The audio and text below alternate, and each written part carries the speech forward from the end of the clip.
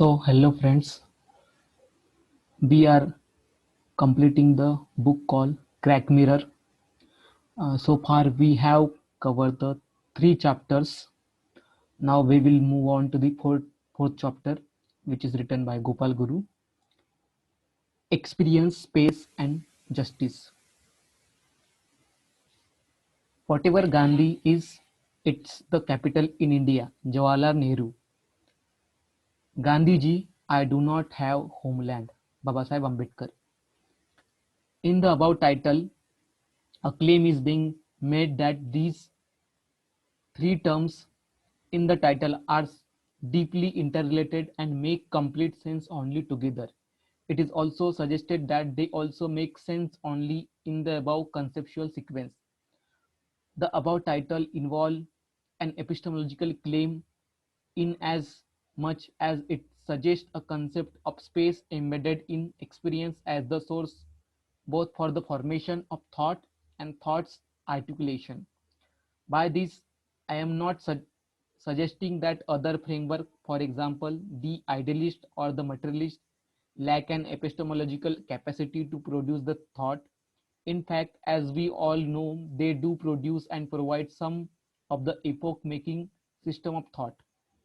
But this universal character of thought is seldom capable of capturing a specific reality that exists in a complex particularity.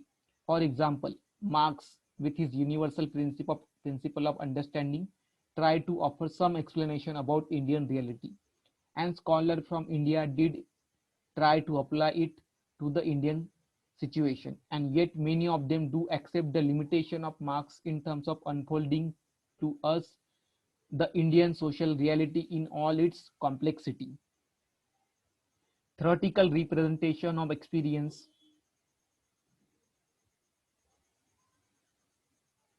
cannot be achieved in advance. The theory experience has to wait for its reflective realization until the emergence of experience, which is produced by forces of domination and endure particularly in the first person singular. To express this differently, a theoretician can proceed with doing theory but needs to be aided by empirical evidence of the experience of an individual or social group. Such reflective realization become a possibility primarily in the context of experience that provide necessary background condition for doing theory. This condition can be twofold: objective, material, and subjective, conceptual or epistemological. I argue in this paper that experience which is subjectively realized but objectively produced through the logic of space find its theoretical representation mediated by experiential space. Let me then suggest here that reflective realization which is achieved at the level of conceptual approximation, however, is contingent upon experience that acquires expression, sometimes violent, within a specific space. I further argue in this chapter that production of experience hinges on the reproduction of spaces. Spaces that are structured belong along different axes, economics, colonial, discursive, tend to produce fragmentary forms of experience. In this chapter, I am therefore making a second submission that ideological restructuring of spaces across time lead to the stability and continuation of experience in different forms. Although the adversary or tormentor forms of constructive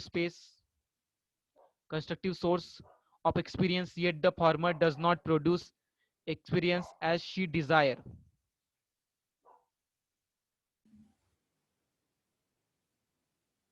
Although the adversary or tormentor forms the constitutive source of experience, yet the former does not produce experience as she desire.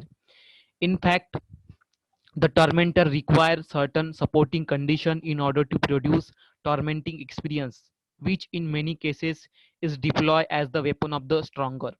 Thus, for the tormentor, experience acts as a political condition to maintain domination, while the theoretician uses it as a tool for theorization. Both these attempts, however, share one thing in common, in that both of them achieve their success based on the objectification of victim.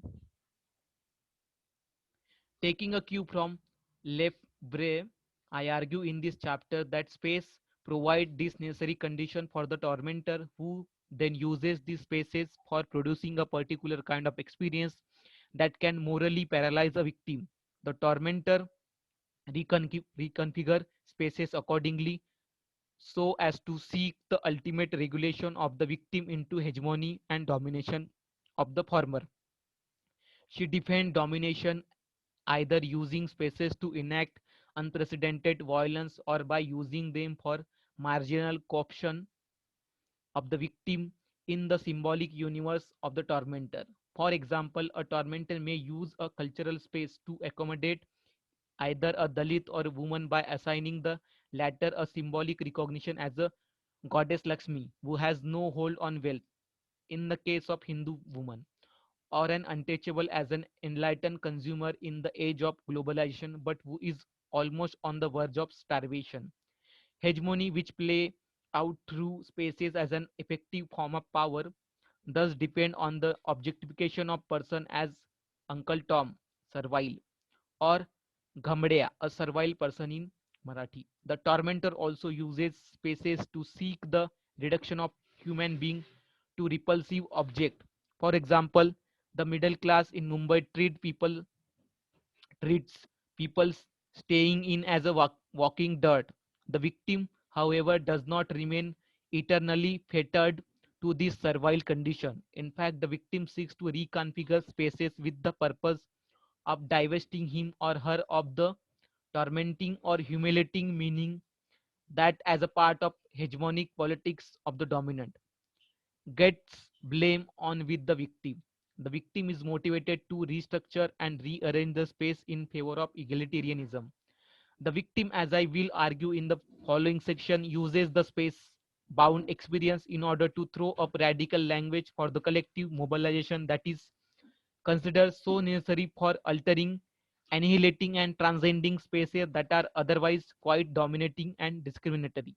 However, in walking over, taking over, or walking out of the dominant spaces, which, as Lefebvre argue, are necessarily close, it is necessary for the victim to not only grasp the experience that underlie these spaces but also to intensify it through an abstract language. In other words, the victim come to terms with themselves through intensification, and then they seek to transcend the servile identity that is contained within the dominant spaces. Radically discovering oneself as an active or reflective agency presupposes the authorship and not ownership of experience. See also the discussion in chapter 1. For such a self discovery, the cultural and intellectual mobilization of those in question becomes necessary. These forms of mobilization becomes possible through implicating certain morally and politically motivating categories: dignity, self-respect, freedom, equality, and social justice, or a compelling sense of comparative worth in politics of the reconfiguration of spaces.